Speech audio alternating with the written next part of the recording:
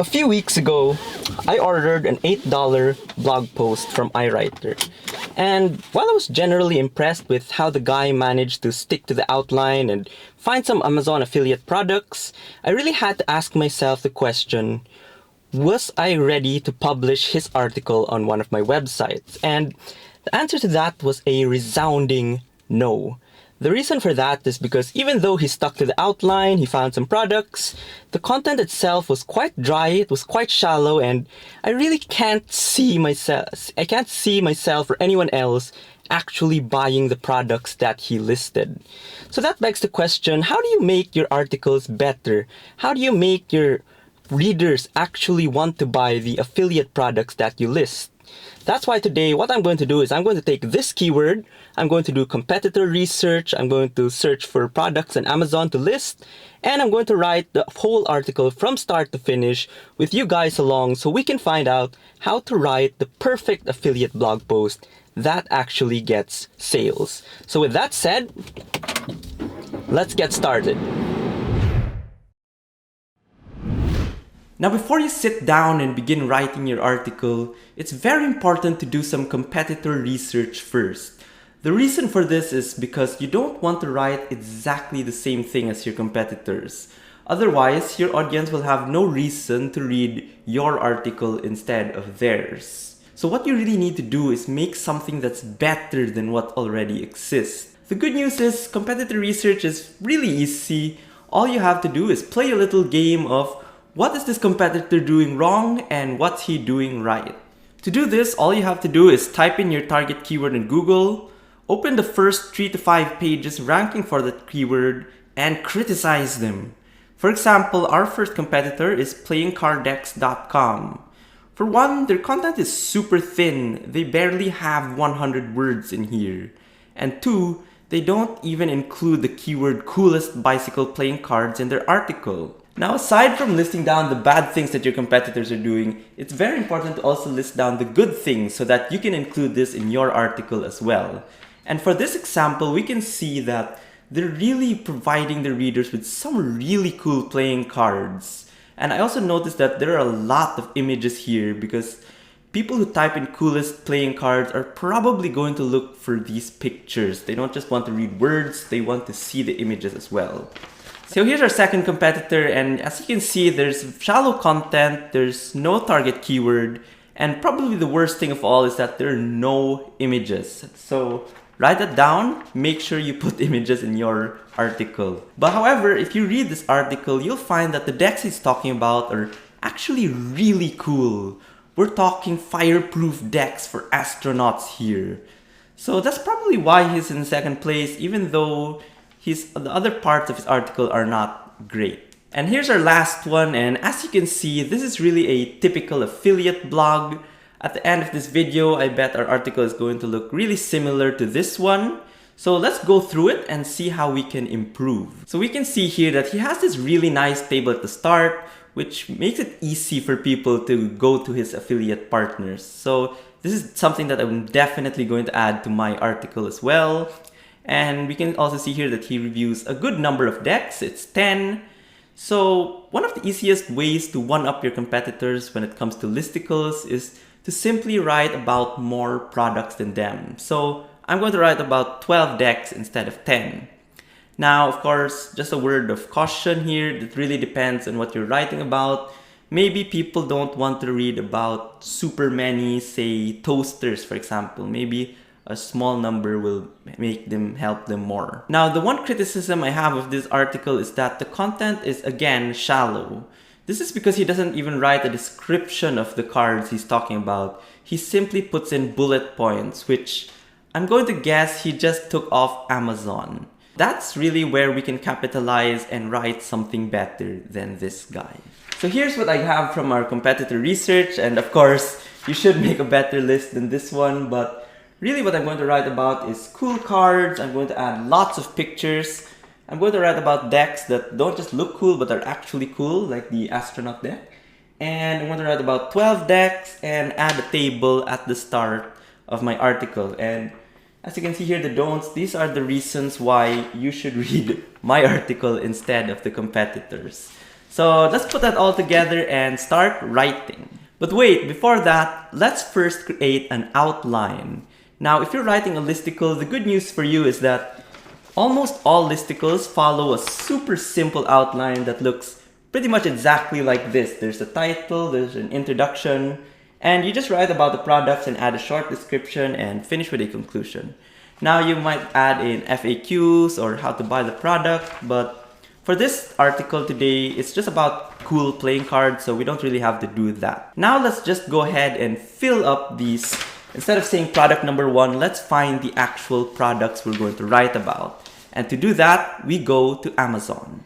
So what I do is I type in cool bicycle cards, and as you can see here, I have a very wide array of choices, and all of these are really good looking. Now typically what I do here is I'd open each one, read the description, read the reviews, and really try to get an idea of what's the best ones for the readers. But today we're not doing that because we're talking about cool bicycle decks. And the thing about coolness is it's completely subjective. Everyone has their own idea of what cool is. So we're not trying to find the objective best decks there is out there. We're just trying to find the ones that are cool to us. Okay, so I can just scroll through these decks and choose out the ones that look cool to me. Because again, our keyword is subjective, so there's no real right answer. Now, if you were doing something different like toasters, you'd really have to investigate and find out which is going to be the best ones for your readers. Now, advanced tip, whenever you're choosing products for a listicle, it's always a very good idea to add as much variety as you can. So for the toasters, for example, you might want to add some 2-burner toasters, some 4-burner toasters. And for this article, I'm going to try to find cards that look cool in different ways. So there's this, I'm going to include the standard bicycle cards since that's cool. I'm going to include this Shadow Masters deck, which I have, and this goat deck. And the nice thing about this is I can take actual photos, so I don't just have to include stock photos. And I'm also going to include things like this one over here, this Mythical Creatures deck. So now that we have all our 12 decks, let's get to the fun part and start writing. Hello, so this is my room and this is where I do all the work. So I'm just going to type out the article first before heading back to the studio and analyzing it with you guys. So let me start. And just a quick tip, try to write in a place that you're comfortable in. There's just no way I could piece together a good article on the studio, so I'm gonna write it here, then head back to the studio to shoot the rest of the video. Alright, I'm back. And I brought with me one of my favorite books, Oliver Twist. Now, the funny thing is, even though writing an article almost has nothing in common with writing a good book, case in point, the title, authors can get away with naming their books almost anything. They don't have to worry about getting clicks, they don't have to worry about keywords, and they don't have to worry about the 3 enemies of writing a great blog post title. These are vagueness, or lack of a promise, dullness, and a title that's way too long that it's definitely going to get cut in the Google search. So let's take a look what I did with my title here. Coolest Bicycle Playing Cards, 12 Fun and Beautiful Decks. Now what this title does is really 3 things. Number 1, it includes our target keyword, which is coolest bicycle playing cards. That keyword is also the promise that if they read the article, they will learn which the coolest bicycle playing cards are. Now, number 2, the title also isn't dull. There's extra words there that help make it a better title than just putting in the keyword. Picture this. If you're someone who loves toast, but the toaster you have now keeps burning your bread, which of these articles will you click? 5 best toasters you can buy, or 5 best toasters tested by Food Network Kitchen? I'll bet that you'll click the second one. And the thing is, these 2 articles can have the exact same 5 toasters. But because the second one spoke to you more, it gave you reassurance that these toasters are tested by professionals, you're more likely to click that. So don't just make your title only your keyword. Try to find a phrase or 2 that will really help you stand out in the SERP. Try to find something that's relevant to your audience, something that will hit them where it hurts.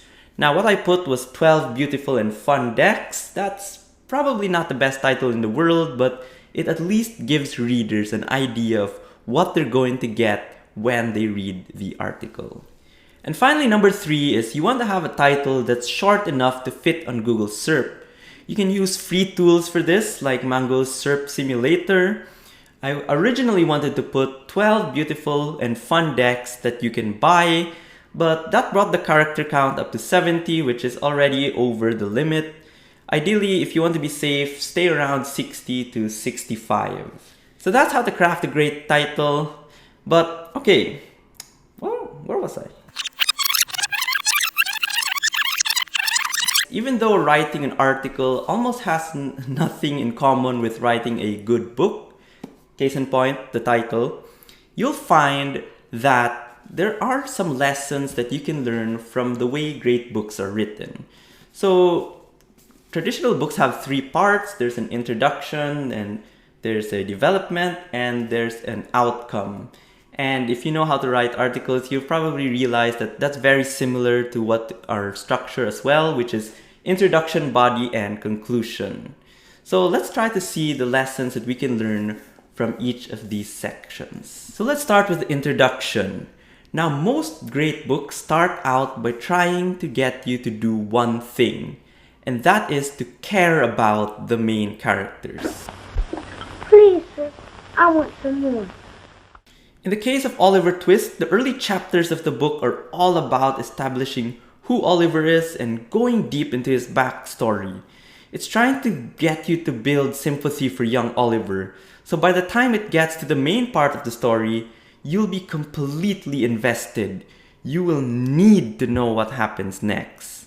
That's how great authors keep readers glued to their books. However, for blogs, things are quite different because we don't actually have to get people to care about what we're writing. Instead, the main character of our story is the reader. And the job of the introduction is to show the reader that we care about them. We empathize with them since they are the main character of our story. So instead of trying to get people to care, find out what they already care about and then put that into words. There are 3 ways that you can do this in your introductions. Number 1, put your reader's problem into words. Number 2, promise them a solution. And number 3, but this is optional, build rapport and show them that you are the guy that can help them solve their problems. So back to my article, you can see how I did it over here. This yellow section is where I put the reader's problem into words. This green part is where I make my promise. If you read this article, you will find 12 cool playing cards. And the orange part up here, which again is optional, is where I try to build rapport with the readers. I'm trying to show them that yes, I am someone who loves playing cards, and yes, I do know how cards feel in my hands. That's why you should trust me when I recommend these 12 cool decks. Now let me just jump in here quickly and give you a writing tip. Whenever you're doing blog posts, try to write as conversationally as possible. The reason for this is because people who want quick solutions to their problems are not ready to read a college-like essay. They just want quick answers. And ask yourself, would you rather read an article like this or something like this? The second one, right? So when you're writing a blog post, really make it conversational, keep your sentences short, keep your paragraph short, and try to give character whenever you can. Act like you're talking to a friend face to face rather than sending a formal email. Okay, let's get back to the lesson. Now we get to the body of the article, and for the most part, writing this is very straightforward. This is especially true if you already have an outline, and if you already have a plan, and if you already know the products that you're going to review. Writing this is super simple. You just need to put down the descriptions one by one, and that's it for the body. Just kidding, there's more to it. Now in books, this is the part where all the action happens. We're talking about parts like when Nancy took Oliver back to Fagin, when Oliver was shot in the arm, And when Nancy discloses the plans to kidnap Oliver and, spoiler alert, is killed for her betrayal. Now you're probably wondering, what does any of this have to do with writing a blog post? Now, while it's true that writing the body of a blog post is completely different from writing a story, there is one very important thing that we can learn from great books. And that is, no matter what the story is about, it really pulls you along from start to finish. It's a page turner. It keeps you up all night long. Now, you might think that Oliver Twist is the type of book to put you to sleep rather than keep you up, but you get the point. The body of your article should really pull your reader down as you go. You should never be a dull moment. There should never be a moment where you stray away from your purpose. And there should never be a moment where you tire your reader out with large walls of text that will make them bored. So how do you do this? The first way you can do that is by what people call taking a knife to your words. This isn't sharp. What I mean is, everything that isn't relevant for your readers, cut it off and throw it away. Your articles should be completely fluff-free. Now, of course, this doesn't mean you should cut your articles short, and it doesn't mean that you should only include the bare bones basics and add absolutely no character at all. What it means is that every sentence in your article should be accomplishing something. Whether that's giving helpful information, building rapport, keeping readers entertained, or suggesting an affiliate product, everything should be doing something. There should be no useless sentence in there. And aside from writing conversationally and adding character to your words, it's also a good idea to break up text as many times as possible so that there's no walls of text that can be very boring to read. There are several ways that you can do this, including adding pictures, using bullet points. You can add tables like what I did in the start of my article. And you can also, I found that adding videos, embedding videos in your articles is a great way to go as well. And these don't have to be your videos. You can just grab them off YouTube. Add anything to make sure that your article is as light and easy to consume as possible. Now the good news is that for listicles, doing this is super easy. All you really have to do is throw in pictures of the product every so often. And you can also add buy now buttons, which are attractive and they also break up the text. And of course, they make readers go to your affiliate partners, which is the goal of the article all along. So that's it for the body. And sometimes some people stop writing there. They just end their article abruptly, and that's a very big mistake because the conclusion plays a very important role in your article. So let's get to that. Now let me just jump in here and say, if you aren't subscribed to the channel yet, you might want to do so because this year we're going to create more and more advanced training tutorials like this one. We're going to publish a new video every 2 weeks. So if you aren't subscribed already, please do so. And also, if you're enjoying the video, hit that thumbs up button because that really helps us with the search algorithm and we really appreciate it. So thank you, and let's get back to the video. Do you know how to tell a good book from a bad one? Good books always make you feel something by the time you're done reading. Whether that's happiness, sadness, or a mix of emotions that's too difficult to put into words, you never finish reading a good book without feeling something. But here's the thing about blog posts. You don't just want people to feel something. You want them to go and do something. Whether that's to check out your affiliate products, to read another article of yours, or to subscribe to an email list, or maybe even just to go and fix that problem that they were having before they read your article. You always want to end your article with one last nudge to push them in the direction where you want them to go. So if you did your title, your introduction, and your body very well, writing the conclusion should be very simple. Now there's one pitfall that I see way too many writers making, and that's introducing something new in the conclusion. You really don't want to do that. That's a big mistake. Can you imagine what would happen if Charles Dickens ended Oliver Twist by saying, "Oh, by the way, Fagin didn't actually get hanged and he found out where Mr. Brownlow lived and he was going there to kidnap Oliver again"? That would be an awful, awful cliffhanger. I know movies and TV series do this a lot, but don't do that in your blog post. Your conclusion should be short, sweet, and really just give a small nudge to the reader to finally go and do that thing that you want them to do. Alright, so here we are. That was it. That's how to write the perfect affiliate blog post from start to finish. Now, I hope you enjoyed this video. I certainly had so much fun making this one. So again, if you enjoyed that, please leave a thumbs up and subscribe to Affiliate Marketer Training for more of these videos. And yeah, that's about it. Thank you for watching and goodbye.